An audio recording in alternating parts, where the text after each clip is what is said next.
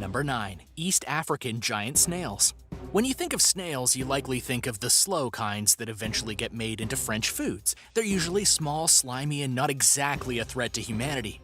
However, when it comes to the East African giant snail, they're another matter entirely, and I mean that in the worst possible way. First and foremost, these snails aren't small at all. They can grow up to 8 inches and have a height of about a few inches depending on their neck. But what makes this particular creature so hard to kill is that it's an invasive species that just won't go away. But don't take my word for it, just ask the people of East Africa. These snails are so infectious to the landscape that they've had to try just about everything to get rid of them with minimal results. The locals have tried quarantines, pesticides, poisons, introducing other predators, and in one case using literal flamethrowers to try and get rid of these snails, but they just kept surviving and coming back for more. A rash of these came to the United States as well, and they were so invasive that they were given a top priority in regard to quarantine so they could try and be stopped before they got too invasive. These snails are also known for having the ability to carry various human and plant pathogens, as well as potentially deadly nematodes. So even handling these snails can be dangerous. In short, if you see one of these creatures on your lawn, take action immediately, or it won't be the only one you see after a short while. Number 8. Bears. On certain levels, it's rather obvious that bears are hard to kill, but sometimes it's just not stated on how hard it is to kill them. For example, while bear hunting, many hunters tried to shoot the bears. They didn't always get the best results. Why? Mainly because between the bear's fur, thick skin, and pure mass, they could basically absorb the energy from low-caliber rounds and not sustain any serious injuries. Even shotguns sometimes don't have much effect on bears because of how powerful and tough they are. Another thing to note is that most times when people hunt bears, they try and trap them in order to limit their mobility, and thus line them up for easier shots. So basically, you have to trick them to put them down in an easier fashion. But trapping a bear is not always easy. The real reason the bears are so hard to kill is that they're so powerful and so strong and so fast that they can easily overwhelm a human in a one-on-one fight. They're known to literally ransack places, get into vehicles, and kill people with a single swipe of their razor-sharp claws if their accuracy is on point. This is why people are warned about areas that have bears in them. And that's why if you see a bear, you slowly walk away, because you don't want to tempt fate. Have you ever had a close encounter with a bear? What was it like? How close did the bear actually get to you? Did you ever feel like your life was in danger, and how did it end? Let me know in the comments below. Then once you're done with that, remember to subscribe if you haven't already. There are always lots of exciting videos coming out for your entertainment, but you have to subscribe or you might miss them. Number 7. Water bear. Not to be confused with actual bears, the water bear is a nickname for a microscopic species known as a tardigrade. They were discovered all the way back in 1773, and if you look at them via a microscope, they don't exactly give you the unbreakable aesthetic. Even the name is a misnomer, because tardigrade means slow stepper. But just because it's slow doesn't mean that it's not powerful. It can withstand a lot of conditions that you wouldn't expect something like this to endure. For example, if you tried to freeze them to kill them, you'd find that much harder to do than you would expect, as they can withstand disturbingly low temperatures of -273 degrees Celsius, which if you didn't know is only a few degrees away from absolute zero. The temperature where there is no movement of molecules at all. For an animal to survive that is very impressive. So maybe radioactive material might kill them? Nope. The water bear has a special ability that is referred to as freeze-dry, where they can enter a certain state of being where they can literally repel radiation of any kind. They're also immune to many manners of acids, solvents, and other things that you would use to kill something rather easily. But weirdly, there is one way to kill them intentionally. You can shoot them into space. No, really, it'll work. Once you give it 10 days, that's right, these little creatures can last for 10 days in the vacuum of space. And there, humans couldn't even last a few minutes. The vacuum of space is one of the deadliest places imaginable, but these creatures can live through it too. Number 6. Zombie bugs. Tree weta. Technically speaking, the tree weta is a mix between a cockroach, which is also very hard to kill, and a cricket, which is very easy to kill, to be honest. But this unique fusion has made it one of the hardest things to kill in the entire world. And that's not even the most surprising thing about them. For example, not unlike certain other animals, they have a special protein in their blood that works as antifreeze, so they actually cannot fully freeze over and die even in the harshest of conditions.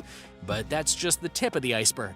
You see, when they do freeze over, parts of them do die, mainly their brain and heart. And you might think that means they can die via freezing, but you'd be wrong. Yes, technically they do die, but when they thaw out, they come right back to life as if nothing was wrong. That's right, this is technically a zombie bug, because it'll come back to life after death, which is not something you thought you'd hear about a real-life animal, right? But it's true. So even if you put it through the ringer, apparently its body will just come back to haunt you even more. Number 5. Lungfish. The lungfish has many things that distinguish itself from other creatures of the deep.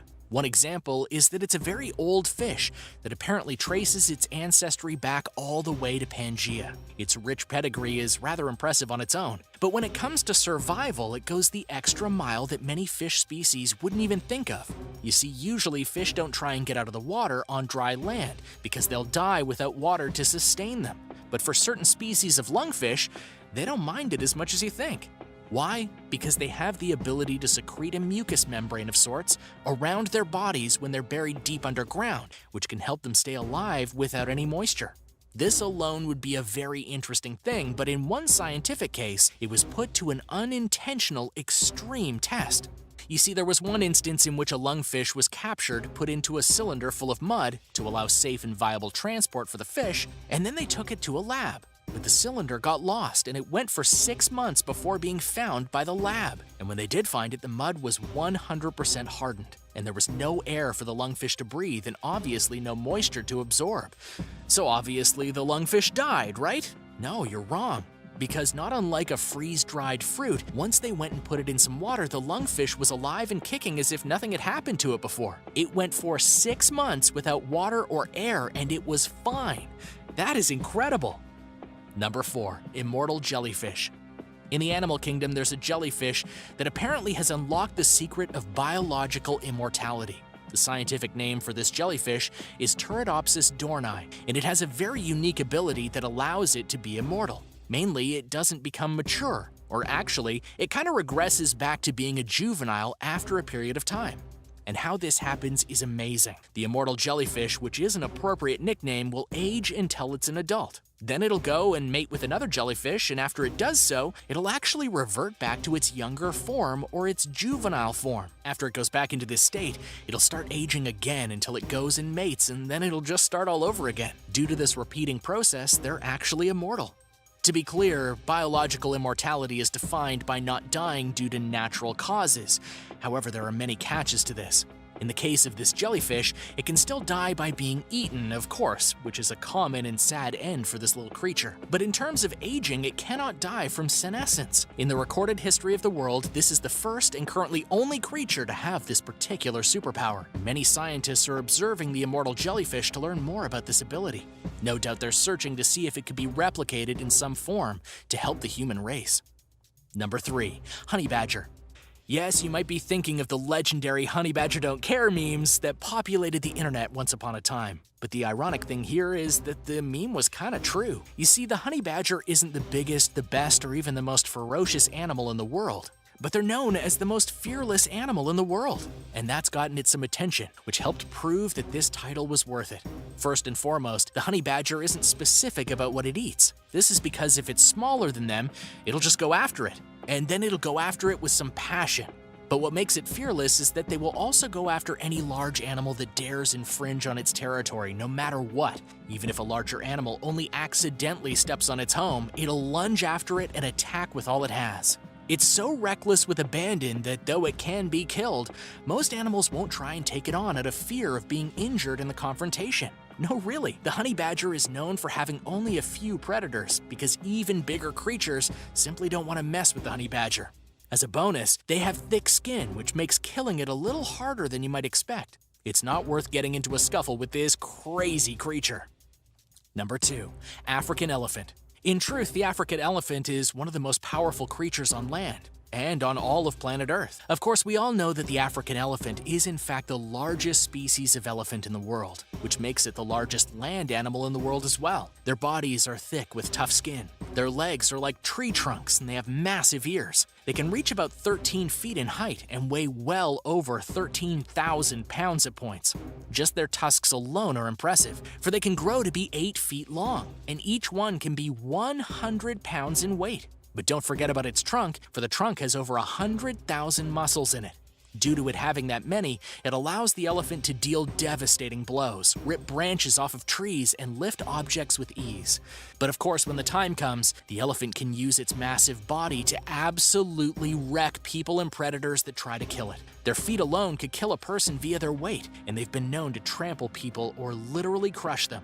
That's why an elephant stampede is one of the most dangerous things you can be a part of, because with numerous elephants speeding around with all that weight, few things can survive.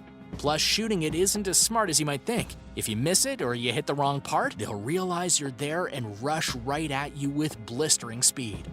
Number 1. Hippo. While elephants may be one of the most powerful things on land, hippos are one of the most powerful things in the water that you'll find in Africa. And they're just as hard to kill for a similar reason. They're simply too tough and aggressive to fight. The average adult male hippo can weigh over 3,000 pounds. And don't let their big looks fool you, because they can stampede as well and are known to rush campgrounds on land. They're also stealthy in the water and can knock over boats that get into their territory.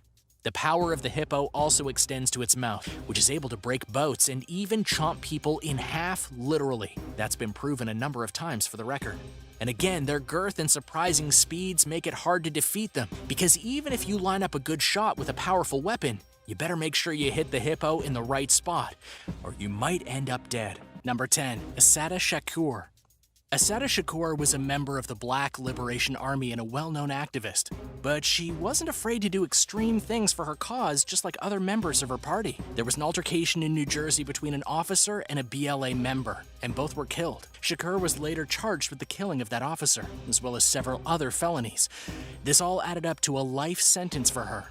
Shakur herself didn't plan her escape, rather the members of the Black Liberation Army did, even going so far as to kidnap guards at the prison to secure an escape route. And it worked. They were able to free her from the prison and get her to some safe houses, which she used until she fled to Cuba under the protection of political asylum, which the country granted for her. The FBI was so driven to get to her that they put a $1 million reward out for her capture in return. Then in 2013, she was put on the most wanted terrorist list, the first woman ever to be put on that list, and she remains in Cuba to this day. Number 9. The French Escape. Pascal Payet was in jail for murder, and yet that didn't stop him from trying to do whatever it took to get out of prison and back to freedom, including doing multiple escape attempts using helicopters. He first did this in 2001, when he got some friends to go and get a helicopter, meet him on the roof of the prison, and fly him to safety. Then 2 years later, he did that very same gag, except this time he went and brought some extra prisoners along for the ride. He was eventually caught and sentenced to 30 years in prison. But then in 2007, 4 masked men broke him out of prison by you guessed it, a helicopter. Eventually, the French were so furious that they threw him into a secret prison, and he hasn't broken out since. Number 8. Toothpaste and toilet paper. Prison escapes sometimes are spontaneous and crimes of the moment, but others are long planned out, and that means getting creative with your arsenal of escape tools, such as in one Australian prison where a pair of inmates didn't escape with toothpaste and toilet paper. That couldn't have worked, could it? Well, it did. First, they dug into the brick and mortar and attempted to create a tunnel. Then, when they needed to conceal everything, they would go and use toilet paper to cover up the hole and use toothpaste to glue it down in order for it not to be seen. Then, as noted by the guard who would eventually catch them, they would color the toilet paper in order to disguise the hole and make people think that nothing was going on. However clever it may have been, the guard on duty at this prison noticed the cracks in the mortar. I noticed near the cell bars at the back of the cell what appeared to be digging into the concrete, and the mortar had been removed from around the large sandstone block, the officer said in a statement by the New South Wales Justice Department. The inmates were separated after that, but you have to admire their creativity in using very basic materials to try and conceal their plot. True, they didn't escape, but they did almost, and if that guard hadn't been that observant, they likely would have pulled it off. Number 7. Bedsheet rope.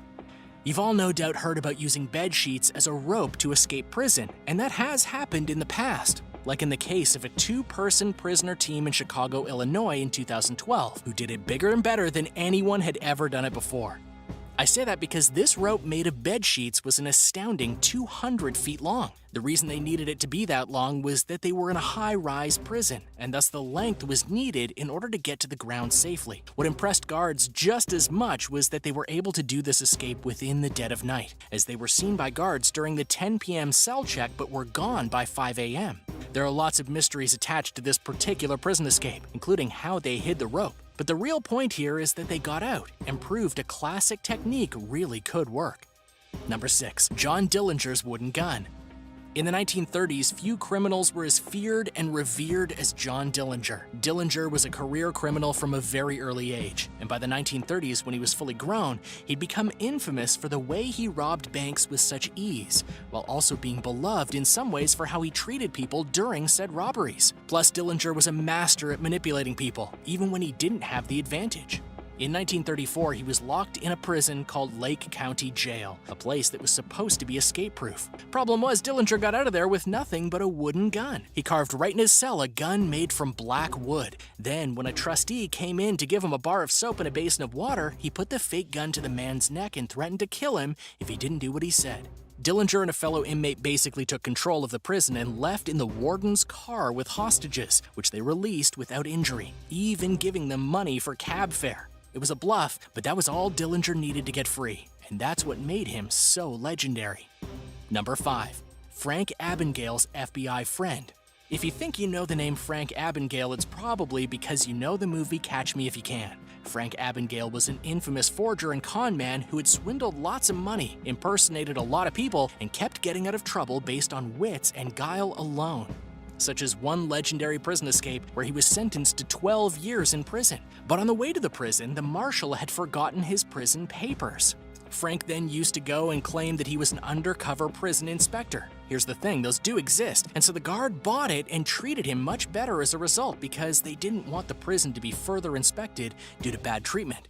Then Frank was able to contact a friend who forged some FBI IDs and got them to Frank, who alerted the guards that he needed to talk to this agent. They called the number and the agent said he needed to talk with Frank outside of the prison. They allowed that and thus he escaped. Number 4. El Chapo's tunnel. Joaquin El Chapo Guzman was by and large one of the most infamous criminals in the world, and he was a drug kingpin who had nearly unlimited wealth and power. When he was eventually arrested in Mexico in 2014, he was more than fine with it. He used his power and influence to get everything he wanted within the prison. Eventually, the US decided that they wanted to deal with him personally, so he planned his escape, but he executed it without lifting a finger outside of counting cash. El Chapo used his influence and hired some of the best tunnel builders in the area to make him a tunnel while he rested in his cell. The end result was a tunnel 33 feet underground, nearly a mile long, 30 inches wide, and 5.5 feet tall. It had lights going through it and even had an air filtration system. Once he reached the end, there was a motorcycle waiting for him so he could escape. El Chapo eventually got caught again and was indeed sent to the US, but not without creative use of resources to get out of jail in the first place. Number 3. Smartphone. Getting a cell phone in prison is not a hard thing to do, but for Neil Moore, he used his smartphone to get out of prison, or more accurately, he used his smartphone that he got to make the prison release him. Moore was in prison for stealing money from banks via false claims and transfers using a smartphone. So when he got into prison, he knew a smartphone was his way out. He used a technique called typo squatting, where you make a fake website that looks and sounds like a real one in the world today to make a fake website that resembled the local courthouse that put him in prison in the first place. After making the site, again all from his smartphone, he sent an email from the website to the jail demanding his release. And they complied. Weirdly though, despite no one catching on to what he did, Moore turned himself back into the prison, for real. He even agreed to do extra time because of what he did. He's a very unusual criminal, that man.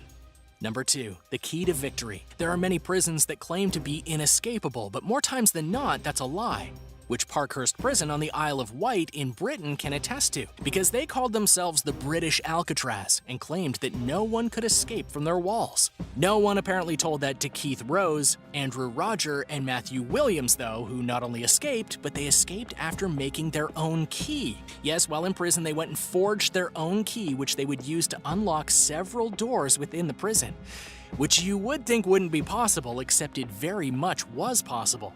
After getting to the edge of the prison, they cut through a fence, jumped a wall, made their way to a nearby town, and plotted their escape. The irony, of course, was that they were caught by an off-duty officer of all things. After this very simple yet effective escape, the prison security level was dropped for obvious reasons. Number 1. Escape from Alcatraz. In the history of Alcatraz, there are no confirmed escape attempts that were believed to have worked. Many tried to escape, but all were caught before they could reach the mainland of San Francisco, or they died as they tried to escape in one form or another. The only exception is Frank Morris and the Anglin brothers, who escaped from Alcatraz in 1962 and whose fate has never truly been revealed. Their escape attempt is easily one of the most elaborate attempts ever made. They used arts and crafts to make dummies of themselves to fool the guards as they crafted their escape from within a hidden corridor. They used raincoats to fashion a raft, which was sealed by glue that they had via materials from within the prison. And they even had crafted a special drill to chip away at concrete in their cells so they could get out of them. The three men made their raft and got out of the prison in the dead of night, and they were never seen again. Most suspect that they all drowned, yet no bodies of either of them were ever found. What's more, one of the paddles that they used while getting away was found in Angel Island, via a tide that came in from Marin Headlands, which some suspect they made it to. The myth was so pervasive that it was one of the biggest stories ever done on the show Mythbusters, where they replicated building the raft and even floating it out on the water. The result? The raft held together and they made it to the Marin Headlands. Could this be what happened with Morris and the Anglin brothers? The world may never know. Number 10. The Thai Cave Disaster. There's no underground disaster quite as fresh in our minds than that of the 2018 incident in Thailand when the youth soccer team, the Wild Boars, descended into a cave and very quickly became trapped. This all happened on June 23rd, when the boys' soccer team went with their assistant coach to the nearby Tham Luang Cave in the province of Chiang Rai to write the names of the newest team members on the wall of the cave. This was all a part of the team's tradition. They bicycled across the field, up into the hills, parked their bikes by the cave's entrance, and entered with their flashlights thinking it was just gonna be a quick trip. What they didn't take into consideration was the monsoon season, and the team found themselves ambushed by a flash flood that blocked their exit and actually forced them deeper into the cave system. They ended up a ridiculous 2.5 miles from the cave's entrance, and it didn't get better from there.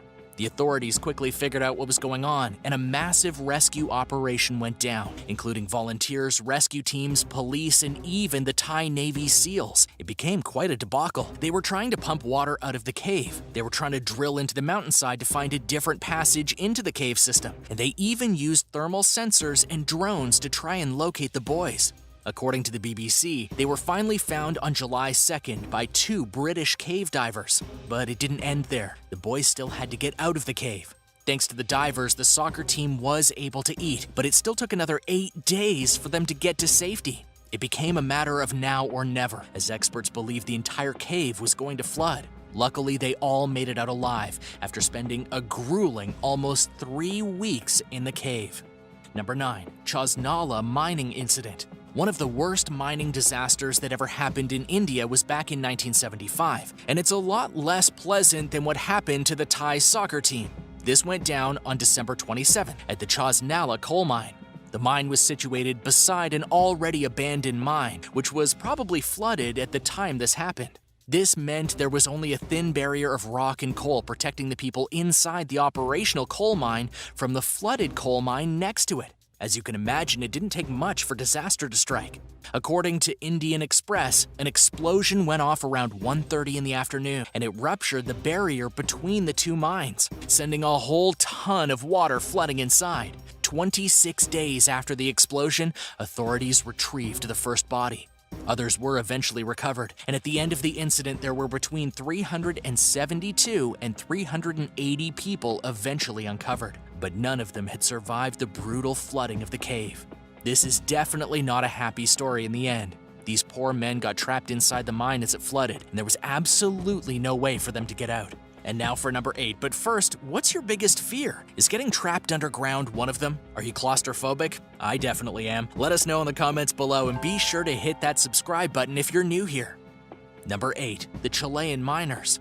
How would you like to spend 69 days trapped underground with a bunch of your coworkers? Doesn't sound very good, I must admit, but this is what happened in August of 2010 at the San Jose Copper and Gold Mine in Chile. There was a cave-in, and as a result, 33 workers got trapped about 2,200 feet below the surface. Everything was okay at first until 2 days later when another collapse cut off their access to ventilation shafts. This basically meant they were stuck in a hot chamber underground without sufficient ventilation or outside access. Rescuers began drilling down into the subterranean caverns, but it was not easy work. Inside the cave, the miners were in a horrible situation. It was hot, it was humid, and the temperature was about 95 degrees every day. Most of them developed fungal infections, and a lot of them also had breathing problems and eye problems. They only had enough food to last for 2 days, but they had to make it last, and so they only ate a single spoonful of tuna each day. They were luckily able to obtain water. The men were eventually rescued after 3 separate drilling rigs were brought to the site, and finally on October 9th, one of the drilling rigs broke through into a chamber that the miners could access. And then on October 13th, the first miner was brought to the surface. And in the end, all 33 men survived a grand total of 69 miserable days underground. Number 7. 1925 Cave Rescue. In 1925 Kentucky, there was some heavy competition going on to see who could make the most tourist dollars off their cave. One of these caves was known as Crystal Cave, and it was owned by the Collins family. Unfortunately, it wasn't making quite enough money from tourists, and so Floyd Collins tried to find a cave in a better spot so he could make more money. And he knew there was a cave named Sand Cave located much more conveniently near a road, but the cave hadn't been explored. And so on January 30th, 1925, Floyd Collins took it upon himself to explore Sand Cave. He entered the cave with nothing but a kerosene lamp, and at some point in his adventure became stuck. He got his foot pinned beneath a very large rock and could not free himself. After screaming for a few days, he was eventually found by his brother, but he simply could not be freed. As news spread, thousands of people showed up to gawk at the poor man stuck in the cave. Some even brought him food and an electric light bulb so he could keep warm. However, before anyone could manage to get Floyd unstuck and out of the cave, there was a cave-in, and it blocked access to Floyd, and workers actually had to dig a shaft to get back down to him. After 18 days of being trapped, they finally reached him, but he was already dead. The crowds eventually left. A funeral was held for the man just outside the cave, and that's basically the end of the story. Number 6. British citizen buried in Mexico. It was in March of 2004 when 6 British soldiers, part of the Combined Services Caving Association, went down into the Alcatraz caverns in the Mexican side of Puebla. They were supposed to have a 36-hour expedition, but it soon became a waking nightmare. The 2 Brits found themselves trapped on a 15-foot ledge overlooking an angry underground river. This was all thanks to an unexpected flash flood. But luckily, the cavers had brought enough food to last, plenty of light sources, dry clothing, and other necessities for being stuck in a cave. They were even able to be contacted by other members of their party who waited outside. According to the LA Times, the men were eventually led out to the surface by cave divers 8 days later. And while you might think this is the end of their story, it's actually just the middle of it. The issue was that the Mexican authorities had found out about the trapped soldiers, and they'd also found out that they had entered the country only on tourist visas and had not notified the proper authorities of their expedition. The British cavers had also refused help from Mexico and instead waited for British cave diving experts to arrive, which, as you can imagine, was seen as a bit of an offense to the country. But of course, in the end, everything was fine. Number 5. WESTRAY mine explosion. In May of 1992, disaster struck the WESTRAY coal mine in the small town of Plymouth, Nova Scotia. It all happened when a methane gas explosion ripped through the mine and killed all 26 miners who had been working that night. What followed was a brutal rescue attempt to find any possible survivors, but there was no success. The rescue team searched and searched and eventually recovered the bodies of 15 miners, but the rest have never been recovered even to this day. This is just another cautionary tale of working underground. What made this underground tragedy so much worse was that the miners had previously expressed serious concerns about the lack of safety within their working environment. There was a blatant lack of response by the management and the regulators, even after the workers had complained numerous times. The only good thing that came from this accident was that the mine never did reopen.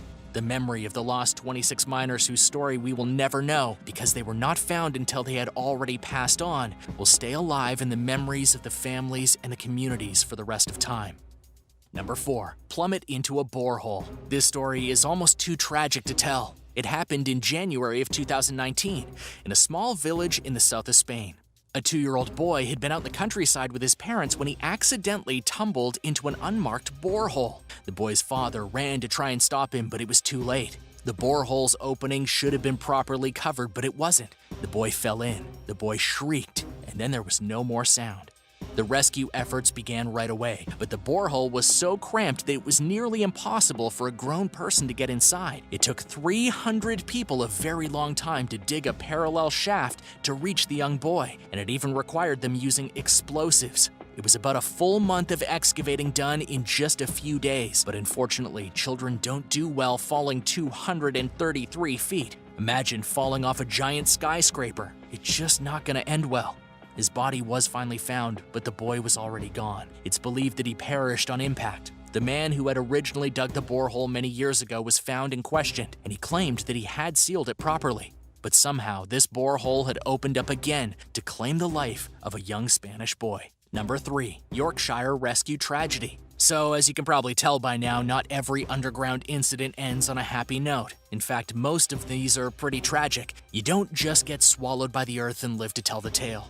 Another horrifying incident happened on June 1st of 2019. Harry Hesketh was exploring a small cave on Fountains Fell, a local mountain in Yorkshire. However, at about 11:30 in the morning, the caver plummeted down a 20-foot drop and shattered both of his legs. It probably didn't help he was 74 years old. Then again, it's doubtful a younger person's legs would have survived the 20-foot drop either. Harry's 2 friends ran to find help, and eventually a group of about 100 people got to work from above and below to try and save the man with his broken legs. But it was easier said than done. The passages were way too narrow. There was no proper map, and Harry was not being particularly vocal. Rescuers did manage to reach him with medical supplies, but he was in very rough condition. It was obvious to the rescuers that Harry needed to be immobilized just to be removed from the cave. Workers tried to widen the passage as quickly as they could so they could get him out while he was immobilized, but it simply took too long. After about 12 hours, Harry took his last breath, and 5 hours later, they finally removed his body from the cave. Number 2. QUECREEK Mine Rescue. Alright, so how about a story now where people do survive? Back in 2002, 18 miners were working their second shift at the QUECREEK mine in Pennsylvania when they broke through into an adjacent mine that they had thought was much farther away. Unfortunately, the adjacent mine they broke into was filled with groundwater. Millions of gallons rushed into the QUECREEK mine in a scene that must have looked a lot like when the Titanic sunk. Workers ran for their lives and most got out. However, 9 men were unable to escape. They found themselves stuck 240 feet underneath the earth in a small chamber only 4 feet high. Rescue operations began very soon. They were trying to drill a hole big enough that they could rescue the trapped miners.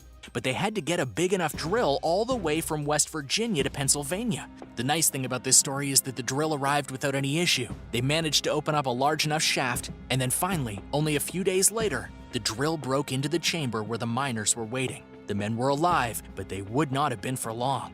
They had quickly been running out of air. They were all very happy to be brought to the surface.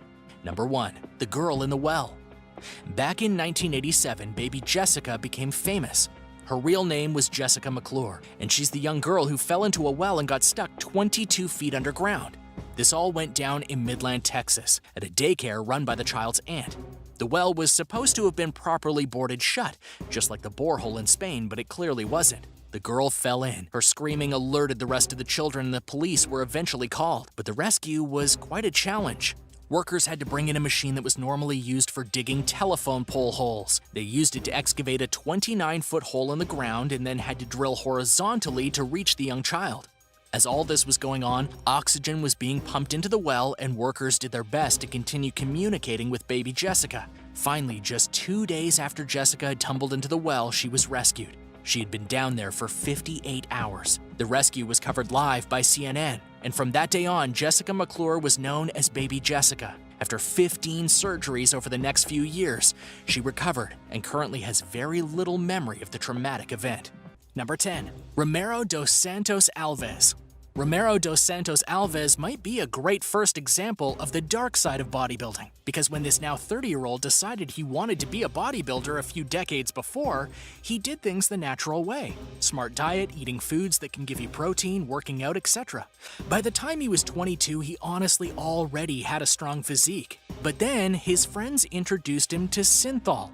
If you don't know, synthol is a toxic chemical of sorts that is a mixture of various things. But for bodybuilders, if you go and inject it right into your body, it'll give your muscles an appearance of being truly incredible in their size, which in theory wouldn't be too bad. The problem for Romero, though, is that he got addicted to it, and he started to inject it all over his arms in such a way that when you look at him now, you barely see anything truly natural on him, which is rather horrifying. Just as bad, though, is that despite losing a lot because of his arms now looking fake due to the synthol hardening, he kept injecting until a doctor told him he might lose the arms entirely via amputation if he didn't stop. Thankfully he did, but now his arms are a constant reminder of what he did to try and become a bodybuilder. Number 9. Brazilian Hulk brothers. No, this is not about two brothers who are both named Hulk. This is about two men named Tony Giraldo and Alvaro Pereira. Both of them wanted to be bodybuilders, and both of them wanted to be jacked to high heaven. As you might have guessed, they are willing to do anything to get this look, including doing drugs. Shockingly, they didn't wait until adulthood to go and do this. Instead, they started injecting their bodies with a chemical known as POPEYE Gold B12 when they were just 15. This particular drug can be injected into the muscles to increase the stimulation and thus cause the muscles to go into overdrive during workouts, burning fat and thus gaining muscle. In theory, this wouldn't be too bad, but when it comes to the Hulk brothers, they of course went to the utmost extremes and decided to keep injecting themselves even into their 50s. This resulted in them looking like cartoon characters because of the lack of equal proportions between their arms and the rest of their bodies. If you look at them, you'll see what I mean. Their arms may be swole, but their chests, head, legs, and so aren't so swole, and it kind of creates this weird look. Not to mention, doctors have looked at their arms and said they need to stop injecting, else their bodies might react poorly because they're at their max limit for muscle mass. Number 8. Brad Castleberry. Unlike certain other bodybuilders, we can honestly say that Brad Castleberry has a very true form, meaning that his muscles and his frame are 100% natural and are the byproduct of hard work and dedication. In fact, he used to be a football player turned bodybuilder, and the results speak for themselves. In his new life, Brad Castleberry likes to go into social media sites like Instagram and post pictures of not just his jacked frame, but of his workouts that he uses to keep things going and his body in top shape, which would be fine if they were real workouts. Don't get the wrong idea, he really is lifting a lot of heavy weights, but people have noticed when comparing past videos to present ones that he isn't exactly lifting more weight despite having a heavier frame. For example, in one video, he was shown lifting about 670 pounds in a deadlift, which is incredible. But then 9 years later, when his body was much more muscular, he was apparently only lifting 640. Doesn't that seem kinda odd to you? Another video saw him doing a potential world record amount of weights with a spotter, but eagle-eyed viewers noticed that the bar that held the weights wasn't bending as much as it should given the supposed weight it was carrying. So what does all this mean? Well, it means that he's basically faking some of the weightlifting just to get more attention on social media. And he's kinda succeeding as he's getting ever closer to 1 million followers. But while his strength is undeniable and his frame is something to aspire to, should you want something like that, that doesn't necessarily mean that he himself is doing everything at peak level. And now for number 7. But first, what do you think about bodybuilding? What about weightlifting? Let us all know in the comments below and be sure to hit that subscribe button if you're new here. Number 7. GRACY and BARBOSA. Sometimes people forget that females are also well known for being bodybuilders, and some of them use that bodybuilding desire to go and be models and brand sponsors and such. A great example of this is GRACY and BARBOSA, who's another bodybuilder who is natural in terms of how she got her very chiseled frame. However, not unlike a certain other someone, she has come under fire for using fake weights in workouts in order to make herself seem more powerful than she honestly is. The best example of this was when she was doing squats with weights that apparently had her doing 450 pounds, which would be a true feat for any woman. However, when this video shows her doing said squats, you can see that she's honestly doing the squats easily. That's 450 pounds. It really shouldn't be that easy, especially when you see powerlifter women doing a similar weight and struggling to do 1, let alone 10 in a row. Plus, the bar in the video isn't bending one bit, making many think that there is some serious fakery going on here. But why do that? Because it makes her more marketable in various ways. The stronger she appears, the more attention she gets, and thus faking it is a good way to get it done. Number 6. Arlindo de Souza. Take a look at Arlindo de Souza and you'll see almost immediately what the problem is here. He looks jacked, but not in a natural way. And you would be very right. Arlindo here didn't go and do his training the regular way. He injected his arms with synthol, which is an oil-water mix that can be injected into the body to give it a bloated look. So what exactly does this do for the body? Well, nothing actually. It does not increase strength. It just makes the body part look more muscular than it already is. And as you can see from these pictures, it only translates to the area that is injected, giving a very disproportional look to the user, which is kind of tragic for various reasons, not the least of which is that while he may be called the Mountain by those who know him, his look is almost comical, especially in that one part of his arms are much more swollen than the others. Damage that the synthol has done to his body is well known. Doctors will not operate on him unless it's an emergency, and by his own admission, his friend died via a synthol regime. He has stopped using the product, but it hasn't helped him get back to regular body shape. And that won't likely happen without serious help. Number 5. Egyptian Popeye. Mustafa Ismail is another key example of trying to cheat your way into the halls of swoledom and it backfiring heavily. Because as you might have expected by now, he used the drug synthol to go and expand his biceps and triceps to comical levels of expansion. How much expansion are we talking here? They measure about 31 inches across, whereas the rest of his arms and body don't even come close to that amount of size. He would get one honor from those arms though, as the Guinness Book of World Records acknowledged him as having the biggest upper arms in the world. Or at least he did until he was exposed for using synthol, which he denied for years until he was exposed, had his record stripped of him, and he disappeared from the public eye. Somewhat hilariously, because of the size of his guns, he had the nickname of Egyptian Popeye. Though I speak from experience when I say that Popeye didn't need synthol to make his muscles grow, he just needed that sweet, sweet spinach. Number 4. Natalia Kuznetsova. There's little doubt that women can get very muscular. With enough time and effort and the right intake of food and nutrients, you can be positively jacked, even as jacked as men at times. However, due to natural elements in the body, there are some limitations to just how muscular women can get without the help of drugs. Natalia Kuznetsova is one woman who decided that using drugs to get swole was more important than the hard work to get to that level. In her case, she was so determined to get swole that she openly admitted to using a mixture of steroids and estrogen blockers in order to get the physique that she lauded. If you're curious as to why she needed the blockers, that would be because estrogen in women is what helps develop their physique, specifically how it helps their female physique, and that's why they look a lot different than men at times. So by blocking these, she was allowing her body to go and grow beyond normal means, and get the swole figure that led her to be a major bodybuilder. Though this is not recommended in any way, as it has some serious side effects, including having her voice go down a few octaves. Number 3. Greg Valentino. Look at these arms of the man known as Greg Valentino. Your first words would probably be, there's no way that's natural, and guess what? You'd be right. Because like many before him, Greg would use a variety of drugs to go and make his arms bigger, including directing certain types of testosterone right into the muscles, which is not a good thing.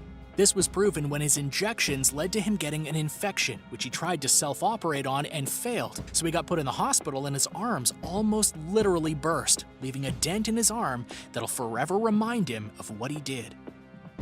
Number 2. Vladimir Sagado. Vladimir Sagado is a bit of a unique case when it comes to bodybuilders because he didn't really try and be swole until he was into his 50s. And you might be thinking that's a bit of a late start to get jacked, right? Indeed. So he went and injected synthol into his body and the results are rather horrifying. Mainly because he did it not just in his arms but in his back and chest as well. And he kind of looks like a balloon animal or how a child draws a strongman. What's worse, he loves his new look and refuses to stop injecting synthol, which many doctors state will lead to permanent body damage in the future. Number 1. Kirill Tereshin. Meet Kirill Tereshin.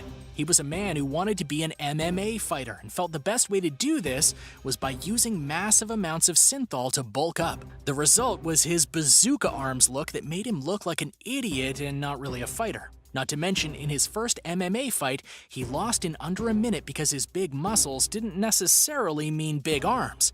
Eventually, Carroll was in so much pain from the injections he did that he had to have surgery to remove 6 liters of synthol in order to try and get his muscles back to normal size. So let this be a lesson: if you want big muscles, do it the right way, else you might pay the physical price. Thanks for watching. What did you think of these weird bodybuilders that went and augmented themselves in ways that are honestly kind of scary and strange? Did looking at some of these people make you glad you're bulking up in a regular way? Do you know someone who has done things like this? Let me know in the comments below. Be sure to subscribe to World List, and I'll see you next time.